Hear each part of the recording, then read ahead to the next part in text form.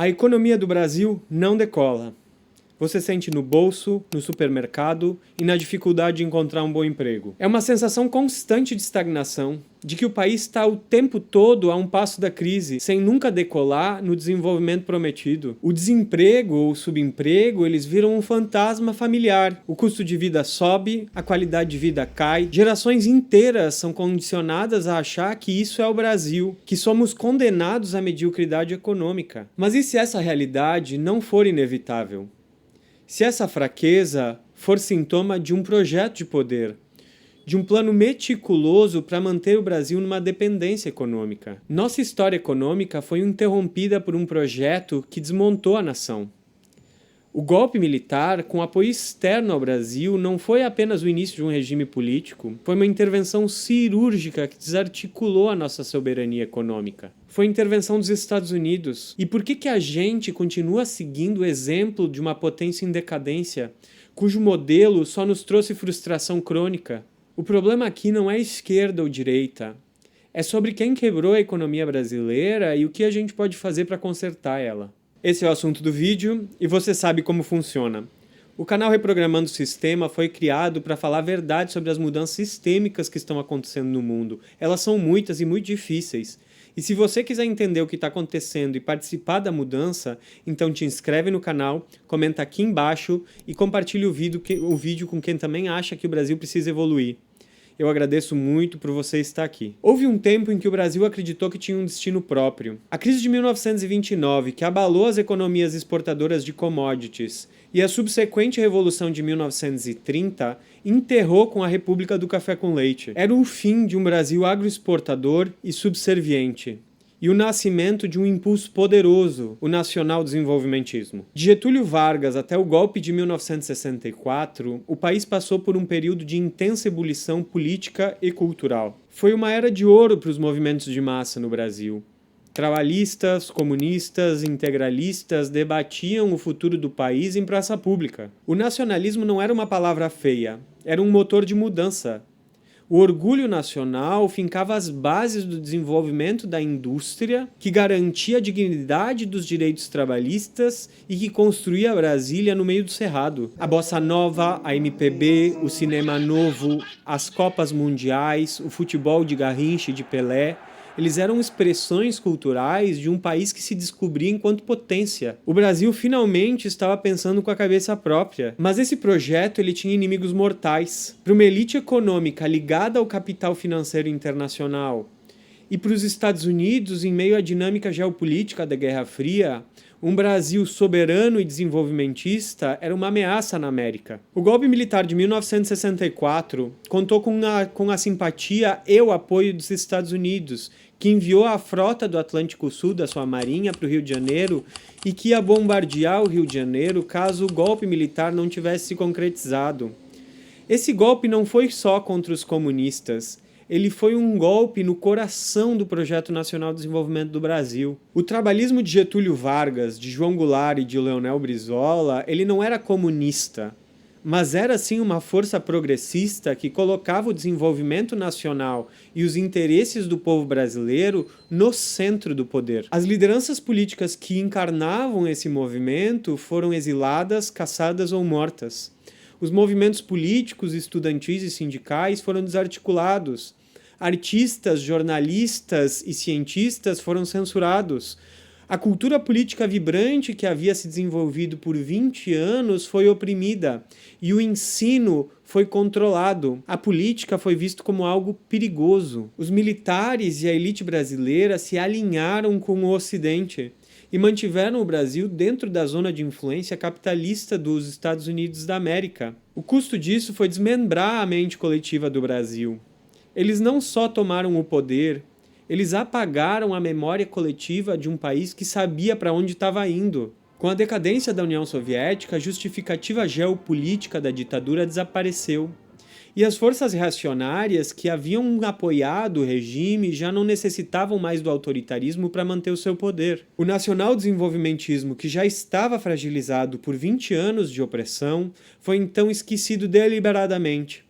ou então foi caricaturado como um conjunto de ideias atrasadas, de ideias velhas. Abriu-se o caminho, então, para a nossa segunda colonização, a época que a gente veio a conhecer como neoliberalismo, nos últimos 40 anos. Enquanto até os anos 70 o Brasil crescia a impressionantes taxas médias de 7,5% ao ano, a partir dos anos 80, mas principalmente a partir dos anos 90, a taxa de crescimento média do Brasil caiu a modestos 2% ao ano. Isso porque nossa elite abraçou um conjunto de ideias vinda dos Estados Unidos da América que nem eles mesmos haviam utilizado para se desenvolver. O que havia desenvolvido os Estados Unidos da América era chamado de American System, que tinha suas raízes nas ideias de George Washington, Henry Clay e Abraham Lincoln. Dentre elas haviam algumas como independência econômica em relação a potências estrangeiras como a Inglaterra,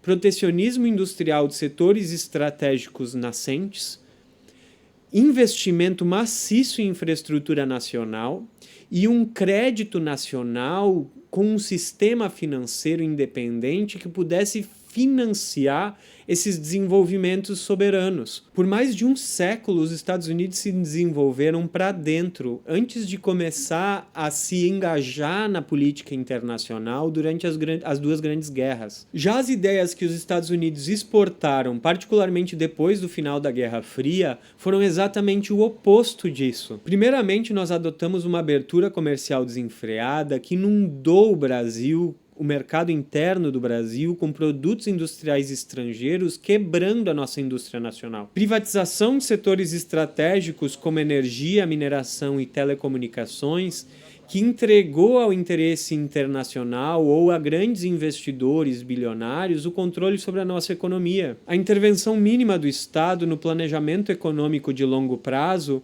o que tornou o Brasil refém de especulação e interesses financeiros de curtíssimo prazo. Desregulamentação dos direitos trabalhistas, o que gerou subemprego, precarização e um aumento brutal da desigualdade no Brasil. O resultado está aí, um país desindustrializado, com uma economia voltada para a especulação e não para a produção. E uma intelectualidade colonizada por acadêmicos e think tanks norte-americanos que esqueceu de pensar por conta própria. Nesse vácuo de ideias, a política virou um jogo de cartas marcadas. Partidos fisiológicos à direita e à esquerda percorrem o Brasil pedindo votos, mas no fundo tudo o que eles querem é, ao serem eleitos, controlar o orçamento e apontar cargos dos seus amigos. Nossos líderes não têm visão de país. São políticos profissionais que mentem e dissimulam. E tudo isso com o apoio de uma elite rentista que lucra com a nossa desgraça nacional. Ou seja, nós perdemos totalmente o rumo do nosso futuro. A intervenção dos Estados Unidos, primeiro no golpe militar de 1964 e depois na doutrinação neoliberal que fez nas nossas elites, desarticulou o nosso pensamento autenticamente brasileiro. A gente esqueceu o que é um projeto nacional de desenvolvimento. Hoje o Brasil voltou a ser uma colônia do ponto de vista mental. Enquanto a gente fica olhando para um mundo bonito, sem fronteiras, sem defender a nossa economia nacional, a China já basicamente dominou quase todos os setores de ponta da quarta revolução industrial e os Estados Unidos já perceberam, em função das tarifas que o Trump colocou no mundo inteiro, que eles estão numa disputa geopolítica por interesses muito importantes do ponto de vista comercial e tecnológico. E com isso, os próprios Estados Unidos, que estabeleceram a ordem neoliberal, agora declararam o fim dessa era. O pior é que os desafios do futuro já estão batendo na nossa porta. A inteligência artificial vai tirar muitos empregos. A crise climática exige de nós adaptação. E as tensões geopolíticas, elas podem fazer com que qualquer economia dependente sofra enormemente com uma crise internacional. Como estamos desarmados do ponto de vista da soberania de um projeto nacional, qualquer crise global internacional pode fazer a gente entrar numa crise interna enorme. Precisamos urgentemente voltar a pensar no Brasil. Não num Brasil nostálgico, mas sim num Brasil do futuro. Não num Brasil individualizado, atomizado por valores individualizados individualistas, mas num país que pensa a si mesmo como uma sociedade cooperativa e que quer construir um novo sistema no futuro. Devemos despertar nossa consciência coletiva, resgatar a soberania nacional e construir um projeto nacional para o futuro. A gente deve pensar o Brasil pelo Brasil, com as características do povo brasileiro, da natureza brasileira, da nossa história, para que a gente possa viver o Brasil do futuro como uma civilização que a gente pode ser e não ser uma nota de rodapé no colapso de uma ordem que está acabando. E essa é a nossa escolha. E se você chegou até aqui, é porque você, assim como eu, também se importa. Nesse canal, a gente vai construir o Brasil do futuro com reflexão, porque despertar é o primeiro passo para a nossa evolução.